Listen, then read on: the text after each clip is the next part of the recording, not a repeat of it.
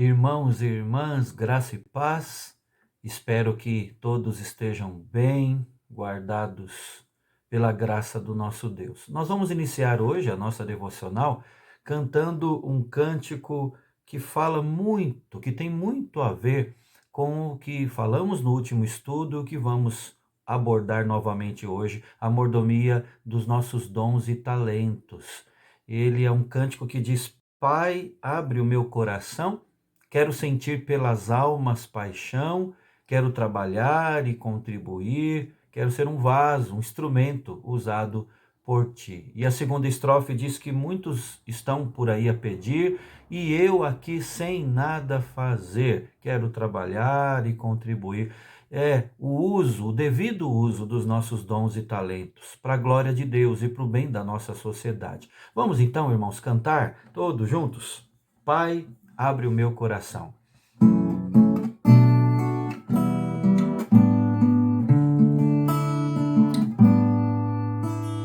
Pai, abre o meu coração. Quero sentir pelas almas paixão. Quero trabalhar e contribuir. Quero ser um vaso usado por ti, ó Pai, abre o meu coração. Muitos estão por aí a pedir, e eu aqui sem nada fazer. Quero trabalhar e contribuir, quero ser um vaso usado por ti, ó Pai, abre o meu coração, abre o meu coração, abre o meu coração. Vamos cantar novamente? É um cântico antigo já, mas eu creio que muitos dos cânticos antigos falam mais alto ainda ao nosso coração, não é? Então vamos cantar novamente. Pai, abre o meu coração.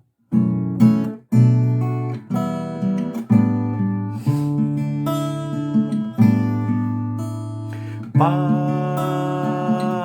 abre o meu coração. Quero sentir pelas almas paixão. Quero trabalhar e contribuir, quero ser um vaso usado por ti, ó Pai, abre o meu coração. Muitos estão por aí a pedir, e eu aqui sem nada fazer. Quero trabalhar e contribuir, quero ser um vaso usado por ti, ó Pai, abre o meu coração, abre o meu coração, abre o meu coração. Amém. Que seja essa a nossa oração todos os dias, que nos impulsione à ação, não é? Eu convido você mais uma vez, a exemplo do que fizemos na última devocional, a lermos na Palavra de Deus, no Evangelho de Mateus, capítulo 25. Nós leremos do verso 14 ao verso 30. Mateus 25, a partir do versículo 14. O texto sagrado nos diz assim: Pois será como um homem que, ausentando-se do país, chamou os seus servos e lhes confiou os seus bens. A um deu 5 talentos, a outro 2 e a outro 1, a cada um segundo a sua própria capacidade, e então partiu. O que recebera 5 talentos saiu imediatamente a negociar com eles e ganhou outros 5. Do mesmo modo, o que recebera 2 ganhou outros 2. Mas o que recebera 1, saindo, abriu uma cova e escondeu o dinheiro do seu senhor. Depois de muito tempo, voltou o senhor daqueles servos e ajustou contas com eles. Então, aproximando-se o que recebera 5 talentos, entregou outros 5, dizendo: Senhor, confiaste-me 5 talentos. Eis aqui outros 5 talentos que ganhei. Disse-lhe o Senhor: Muito bem, servo bom e fiel, foste fiel no pouco, sobre o muito te colocarei. Entra no gozo do teu Senhor. E aproximando-se também o que recebera 2 talentos, disse: Senhor, 2 talentos me confiaste, aqui tens outros 2 que ganhei. Disse-lhe o Senhor: Muito bom, muito bem, servo bom e fiel. Foste fiel no pouco, sobre o muito te colocarei. Entra no gozo do teu Senhor. Chegando por fim o que recebera 1 talento, disse: Senhor, sabendo que és homem severo, que ceifas onde não semeaste, e ajuntas onde não espalhaste, receoso, escondi na terra o teu talento. Aqui tens o que é teu. Respondeu-lhe, porém, o Senhor: servo mau e negligente, sabias que ceifo onde não semeei e ajunto onde não espalhei? Cumpria, portanto, que entregasses o meu dinheiro aos banqueiros, e eu, ao voltar, receberia com juros o que é meu. Tirai-lhe, pois, o talento e dai-o ao que tem 10. Porque a todo o que tem se lhe dará e terá em abundância, mas ao que não tem, até o que tem lhe será tirado. E o servo inútil, lançai-o para fora, nas trevas. Ali haverá choro e ranger de dentes. Irmãos, nós, nesta série Mordomos de Deus, analisamos no último estudo a mordomia dos nossos dons e talentos, que na verdade não são nossos, foram conferidos por Deus a nós, entregues em nossas mãos, aquilo que Deus mesmo quis nos conceder em termos de dons espirituais para o cristão, resultado da ação do Espírito na sua vida a partir do momento da sua conversão, não é?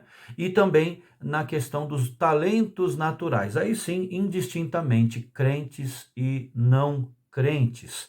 E nós vimos, irmãos, que dons e talentos que os homens, os seres humanos têm, eles foram nos dados para dois grandes alvos, duas grandes finalidades. Primeiro, promover a glória de Deus nesse mundo. E segundo, contribuir para o bem geral da sociedade que nos cerca. Como crentes, nós não somos ilhas, não é? Como crente, devemos irradiar a luz de Cristo, levando da sua paz, levando da graça do Senhor para este mundo de trevas. Nós analisamos também, irmãos, que nós não podemos nos esquecer com isso, de que temos um trabalho a realizar. O fato de Deus ter nos dado dons e talentos é para que nós possamos servi-lo neste mundo, servir a nossa própria geração, não é? Como o texto sagrado fala, conforme Deus quer e com as capacitações dadas por Deus a nós. Terminamos falando que em momentos de crise como esses atuais, nós devemos ainda mais enxergar e trabalhar nisso.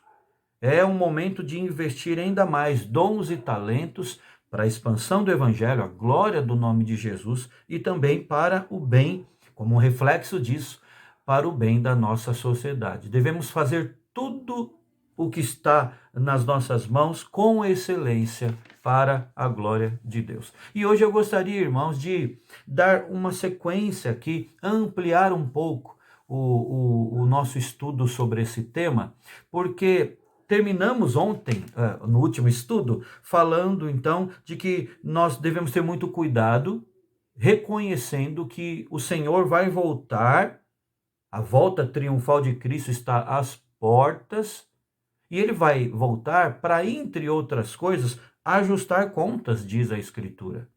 E desculpas da nossa parte sobre o que fizemos com nossos dons e talentos não adiantarão de nada, não é? Então, é interessante, é necessário, é essencial que nós enxerguemos esta ordem, a mensagem aqui da parábola dos talentos, como sendo um alerta, um chamado de Deus para o serviço, né? Não podemos pensar que isso é arriscado, Podemos dizer até que o ouro do Senhor, aquilo que ele nos confere, né, os bens do patrão, os bens do nosso Senhor, ele é muito bom e a avaliação deste material, desta riqueza que ele nos repassa, essa é uma avaliação que nunca falha. Cada servo que se aplicou conseguiu aqui no texto não só conservar os bens do Senhor, mas teve 100% de lucro. Vamos lembrar rapidamente aqui da parábola dos talentos? Jesus contou a história de um senhor, um patrão, né, que antes de se ausentar dali, e de viajar, e de partir, ele chamou os seus servos. A um ele deu 5 talentos, a outro 2 talentos. Os talentos eram grandes somas de dinheiro, né? E a outro ele deu 1 talento. Cada um, diz a Bíblia, diz aqui o texto, conforme a sua própria capacidade. E há uma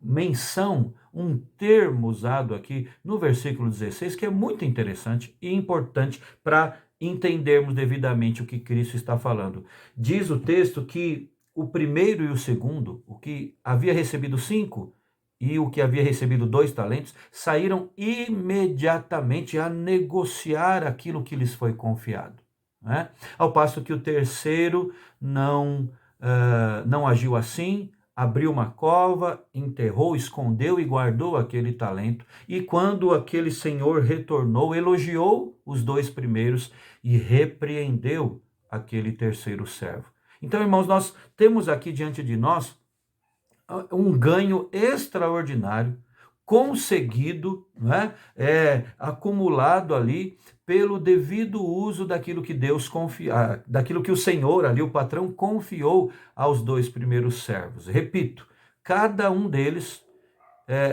que aplicou ali o que tinha sido repassado, ele conseguiu não apenas manter o que tinha sido dado, mas conseguiu multiplicar, na verdade, 100% de lucro, não é? Um ganho extraordinário, como dissemos. O que recebeu 5, saiu imediatamente, negociou com eles, ganhou mais 5. Do mesmo modo, diz aí o texto, que recebeu 2, ganhou outros 2.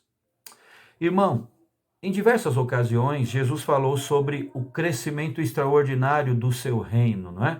Parábolas como a do semeador, do fermento, do grão de mostarda demonstram os resultados impressionantes daqueles que trabalham para o Senhor no seu reino, fazendo a sua vontade. Isso porque os frutos do devido uso dos nossos dons e talentos não dependem de nós, mas os frutos são garantidos pelo Senhor, não é? Você se lembra do que o apóstolo Paulo falou? Eu plantei, Apolo regou, mas o crescimento veio de Deus. E ele disse mais, de Deus somos cooperadores. Então, quando nós investimos nossos dons e talentos, nós nos tornamos cooperadores de Deus. Quando nos entregamos à obra de sermos mordomos fiéis e prudentes, quando nós somos mordomos que administram o que é de Deus, dons e talentos, conforme Ele mesmo quer, nós podemos ter absoluta certeza dos resultados disso. E podemos ter absoluta certeza e plena confiança de que todos os objetivos de Deus vão ser atingidos. Salvar ou anunciar o seu evangelho, a ponto de que muitos ficarão indesculpáveis. E isso tudo através da nossa mordomia dos dons e talentos. Você se lembra de Deus falando através de Isaías e dizendo, assim será a palavra que sair da minha boca, não voltará para mim vazia, mas fará o que me apraz, prosperará naquilo para que a designei. Jesus vai além até disso e fala de nós, portadores da sua palavra. Eu vos escolhi a vós outros, João 15, e vos designei para que vades e deis fruto, e o vosso fruto permaneça. O trabalho, o devido uso, não é? A devida utilização de dons e talentos, às vezes, é árduo, é cansativo. consumiu até mesmo a vida de muita gente, né? Mas o resultado, o retorno disso é alegre, é jubiloso. Essa foi a esperança do salmista, você se lembra? No Salmo 126, quando lemos: os que com lágrimas semeiam, com júbilo ceifarão. Quem sai andando e chorando enquanto semeia, voltará com júbilo trazendo os seus feixes. Então nós podemos estar certos de que, envolvidos em aplicar as riquezas que Deus nos deu, nós ouviremos de sua boca essas palavras ditas aqui pelo Senhor na parábola dos talentos ao primeiro e ao segundo servo: muito bom, servo bom e fiel. Muito bem, servo bom e fiel, foste fiel no pouco, sobre o muito te colocarei. Entra no gozo do teu Senhor. Agora, é importante lembrarmos que os tesouros são do Senhor, são do nosso Deus. E o resultado é para Ele também, né? Portanto, irmãos, nada disso tem a ver com ter casas, carros, contas bancárias recheadas, nada a ver com isso. Quem enriquece é Deus e o seu reino.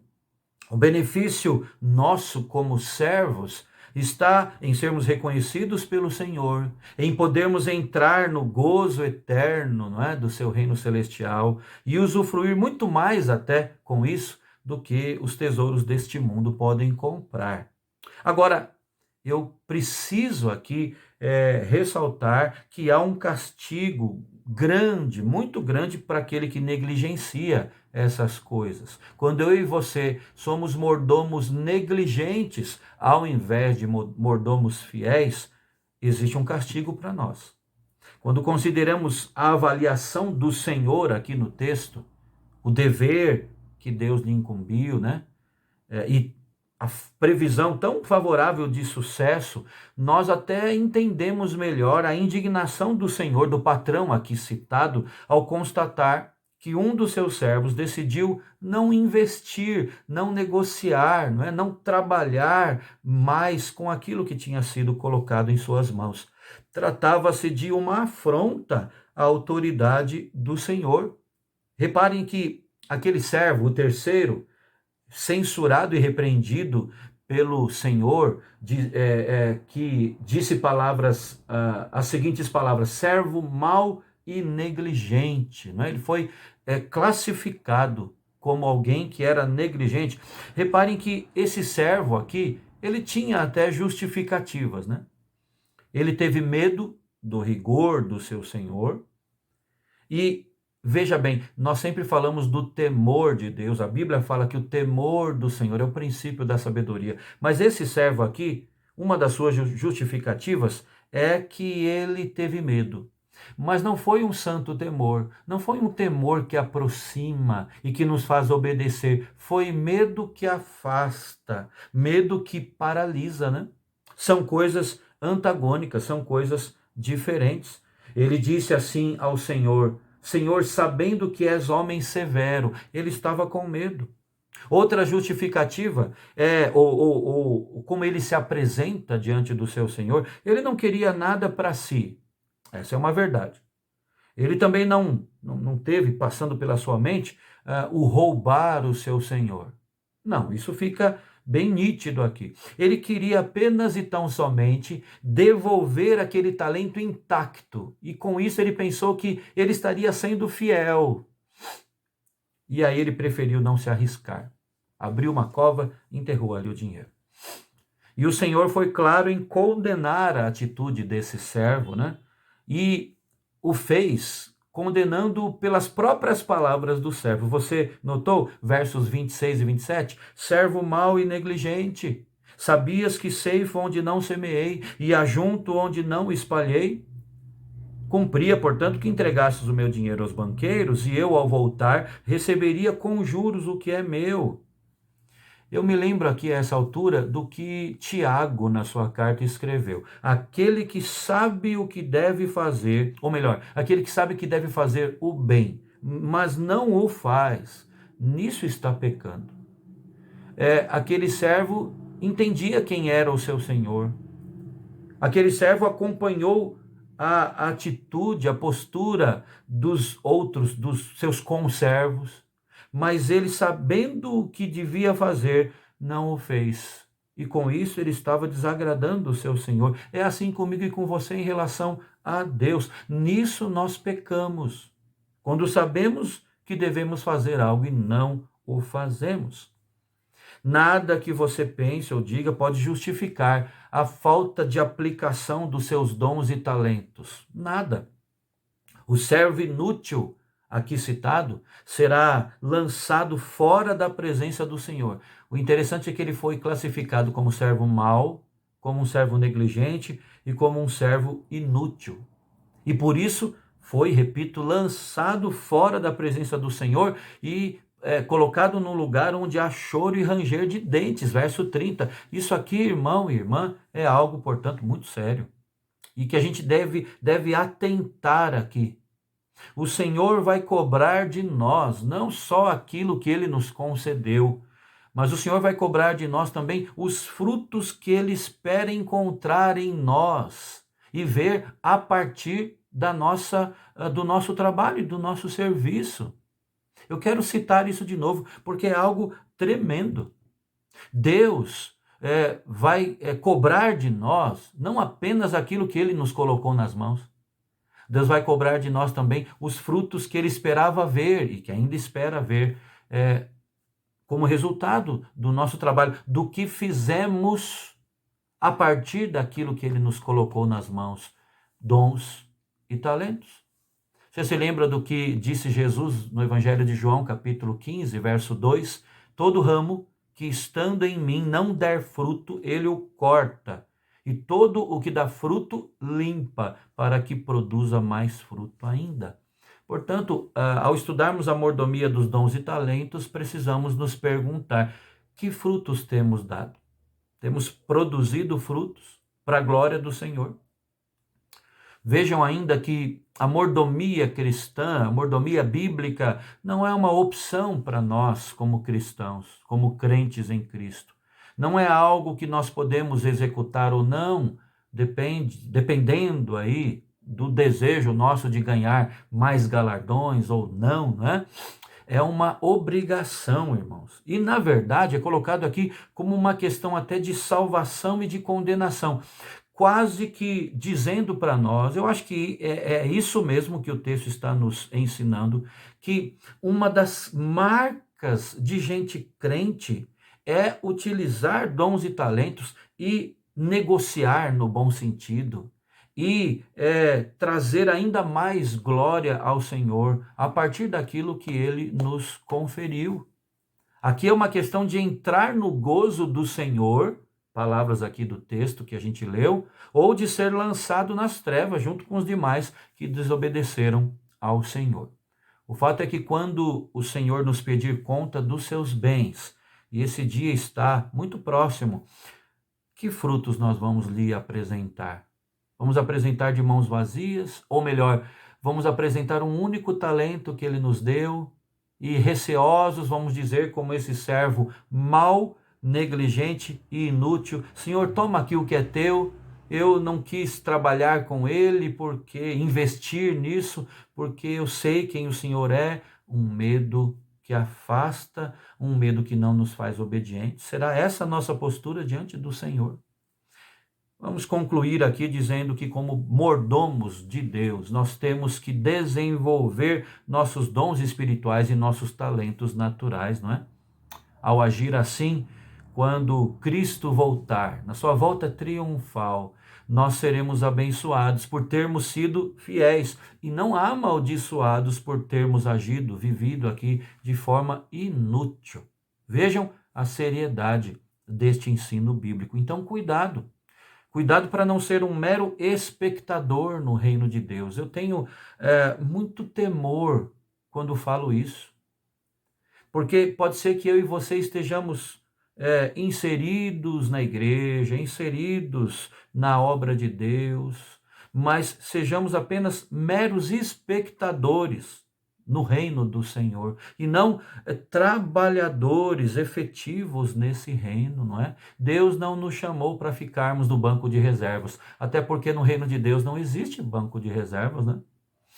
Então, como é que você tem aplicado as suas habilidades e recursos naturais na igreja? Dons espirituais e talentos naturais na igreja. Como é que você tem aplicado e usado isso na sociedade ao seu redor?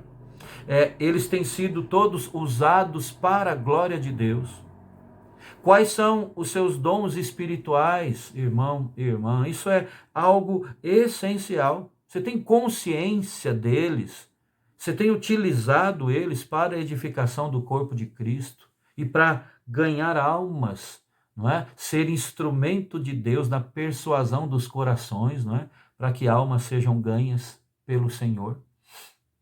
Termino citando novamente a letra do cântico que nós cantamos, até repetimos hoje, né? Por ser um cântico mais antigo. Pai, abre o meu coração, eu quero sentir pelas almas paixão. Muitos estão por aí a pedir e eu aqui sem nada fazer. Quero trabalhar e contribuir, quero ser um vaso usado por ti. Pai, abre o meu coração. Vamos orar? Ó Deus, como nós cantamos e como estudamos agora a tua palavra, realmente rogamos ao Senhor, do fundo do nosso coração, que o Senhor abra o nosso coração, abra o nosso entendimento e nos dê, ó Deus, o desejo de contribuirmos, de trabalharmos. Não queremos ser meros espectadores no reino do Senhor. Queremos, ó Deus, sermos cooperadores do Senhor na obra que o Senhor mesmo realiza, porque a obra é tua. Nós apenas cooperamos, mas queremos ser cooperadores efetivos. Dá-nos, ó Deus, essa visão de sermos bons mordomos, mordomos fiéis, não mordomos maus, negligentes, inúteis. Queremos, ó Deus, utilizar devidamente os dons e talentos que o Senhor tem nos dado, ó Pai, para a glória do Senhor, para o avanço do teu evangelho, para que almas sejam alcançadas e transformadas, e para que a luz do Senhor seja irradiada a partir de nós, para este mundo, ó Deus, que tanto carece do Senhor. Tem misericórdia, Deus, tanto mais quanto o dia do Senhor se aproxima, nós queremos cada vez mais e melhor utilizarmos dons e talentos. É a nossa oração em nome de Jesus. Amém. Amém. Irmão e irmã, um forte abraço. Deus os abençoe. Vamos orar agora com a nossa família, não é? E até o nosso próximo estudo, assim querendo o nosso Senhor.